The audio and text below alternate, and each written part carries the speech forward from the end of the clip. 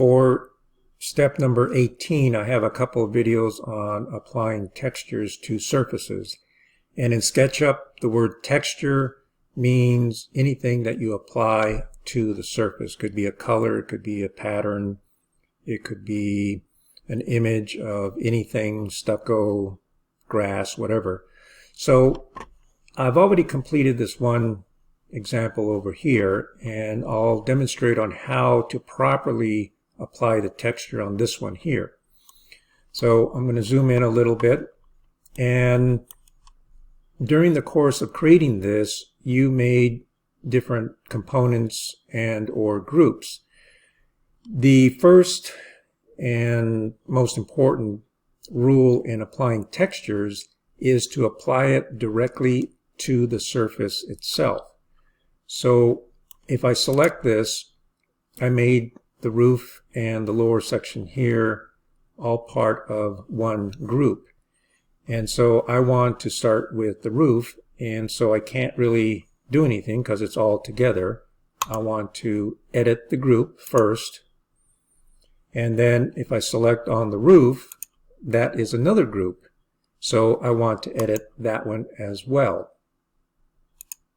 Now, since we have different roof styles, we have different groups, and it's not going to affect anything else except for this one roof here. And since it's of Santa Barbara style, I want to apply some red Spanish tile to it. So when you first edit the group, you have to make sure that you don't have any other groups or components. So what I like to do is I like to just pick the surface, and once I see all those little dots, I know I'm ready to apply the texture. And for this one, we have basically just these 4 panels on different planes that I want to apply the texture to. So I can come over here to my materials folder here in the default tray and select the tab, select the select tab, and I'm in roofing here, so you can just pick whatever you need here. And right there's the tile. So that's what I want to use. And if that's selected and I pick this, nothing's going to happen. I really have to use the paint bucket. If I come over here and I select this part here that's not selected, it'll paint it.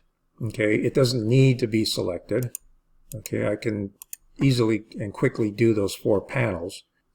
But if you had a more complex roof structure, what you might want to do is to select them all first by going to select, holding down the shift key like that.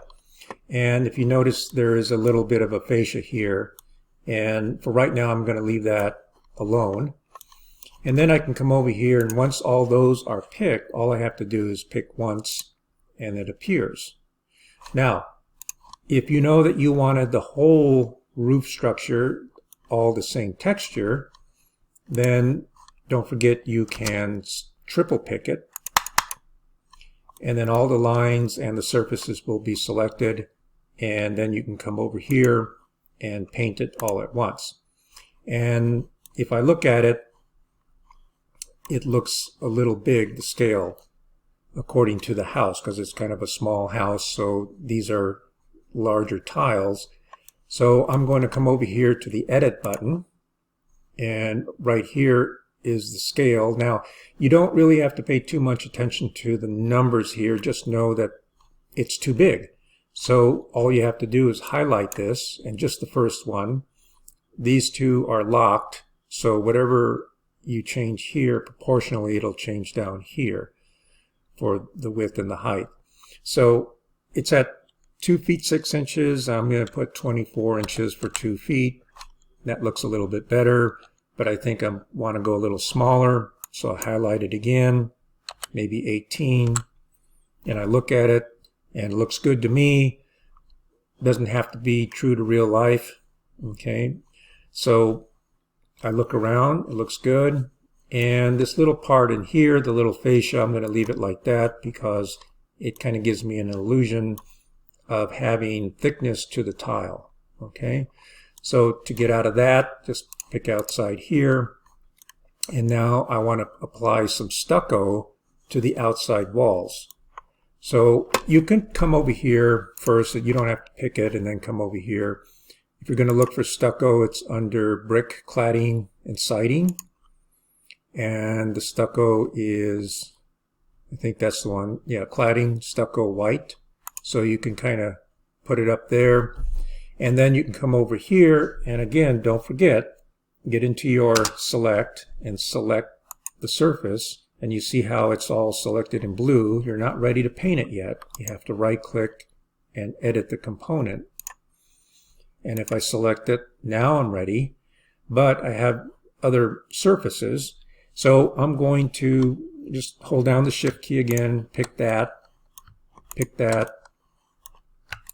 that, and then I also have inside the door where it wraps around to the door. I want that stucco, and the windows here where it wraps around to the windows.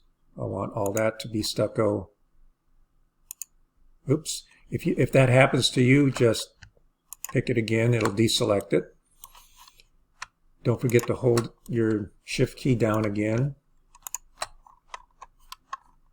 So I'm going to select these 4 panels. Now, if you notice that it goes on the inside, that's okay for right now because we don't have a line separating the outside from the inside. And the window being there, and it's a component, so it's not going to be attached really or glued to that surface, so it's not going to create a line for us. But that's okay for this project there. You can have it go inside a little bit. So that one, and I think I got them all. Okay, so I'm ready to apply the texture. So I'm just going to pick on the little swatch up here and pick anywhere on the surface, and it applies it.